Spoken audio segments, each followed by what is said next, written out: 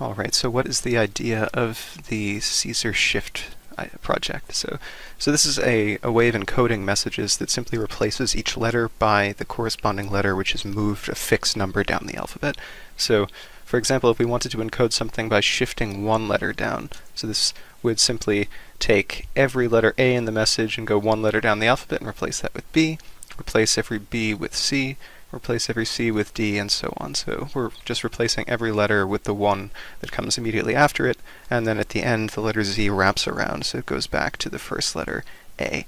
So for instance, if we had a very simple message that was just this my message, under the Caesar shift by 1, we would, let's see, well, M goes to N, looking at that column, so we replace M with N, Y with Z, the space stays the same, and again M with N, E with F, and so forth. So this thing would be the encoded message.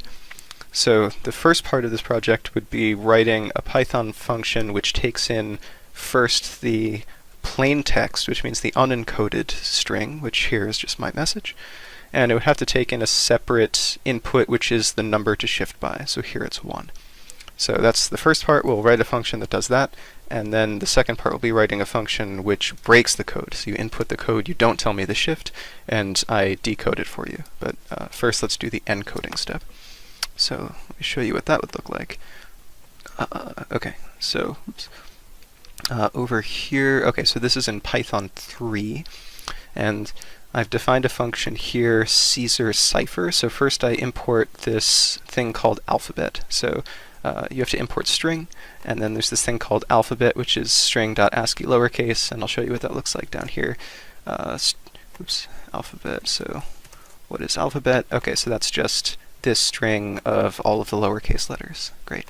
So I define that alphabet in the first line, and then I've written this function here called Caesar cipher. Oops, I misspelled the word cipher. C-I-P-H-E-R. Good. So the function Caesar cipher takes in 2 arguments. The first one is called plaintext, so that's the thing which over here was the thing called my message, and the second is that number, which is the shift. And then what do we do? Well, first this line here, this .lower function just replaces all capital letters with lowercase, and the reason I do this is just in case user inputs capitals, because our alphabet string has all lowercase, so we would have a problem if the user input capital letters. This just replaces all the capitals with lowercase. So then what's this thing? I define this variable shifted alphabet, which is just the ordinary alphabet we had up here, and then I'm just going to rearrange it. So this thing on the right-hand side just puts the new, it replaces every letter by the shifted letter. So I'll just show you what that looks like. So here's the old alphabet, A, B, C, D, and then what if I let shift equal 1? Then what is shifted alphabet? I should show you what that is. Shifted alphabet. So you see the variable shifted alphabet just replaced A by B, B by C, C by D, blah, blah, blah. So the shifted alphabet is just the one that our encoded message is going to use. So then what else does this function do? So I'm going to start with an empty string for our output, which is just, apostrophe, apostrophe. And then we're going to go through step by step in the plain text and just replace every letter with the encoded version.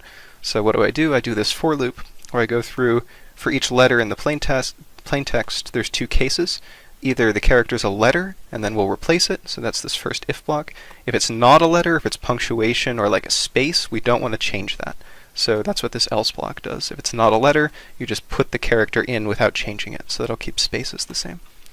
So here's the meat of the function, so I mean you'll have to either copy this or rewrite it yourself, but all we do is this letter index finds the number of how far you have to go along the original alphabet to get the letter that we're looking at, and then I replace that letter by the corresponding one in the shifted alphabet and add it to the output. So maybe I should just show you an example of what that looks like. So for instance, what about, well, here's the old alphabet.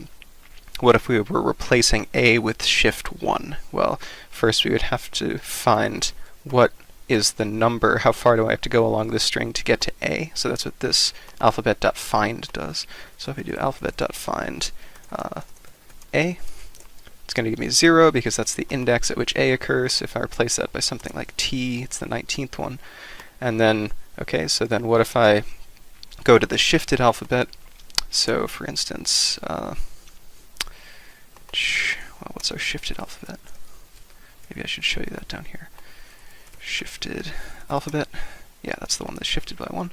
So what if I do shifted alphabet and then take the one which is alphabet.find t. This is the thing that I'm saying should be the corresponding encoded version of t, and indeed it is. So t is right here. So all this is doing is going at the original alphabet saying, aha, t is the 19th, or really the 20th one, because we started at 0. So t is the 20th one. Then you go in the shifted alphabet, go to the 20th one, and that's u. So that's the same as just moving to the right by 1. So this logic under the if loop is just going through each letter in your original string and replacing it by the 1 in the shifted alphabet. So let's test that. Here's the function I've defined. I said over wrong one. I said over here that if we had my message with a shift of 1, it should look like this, NZNFTTBHF. Let's see if our function does that. Well, I've already run it. So test is my message. I run this function Caesar cipher on that string and shift by 1, and it gives us exactly the right thing. But you could do this with any shift you want. I do this by 10. I can change the test to, this is a longer, more complicated message. Well, let me just show what happens if I put some random capitals inside. So that's why I did that lowercase thing, right? So now none of the capital letters screwed it up. The exclamation points didn't screw it up. We encode the message by just replacing the letters. Okay, so this is the first part of the project, is writing this thing to encode a message. So I'll stop and upload this video, and then in the next video I'll explain how the decoding part should work.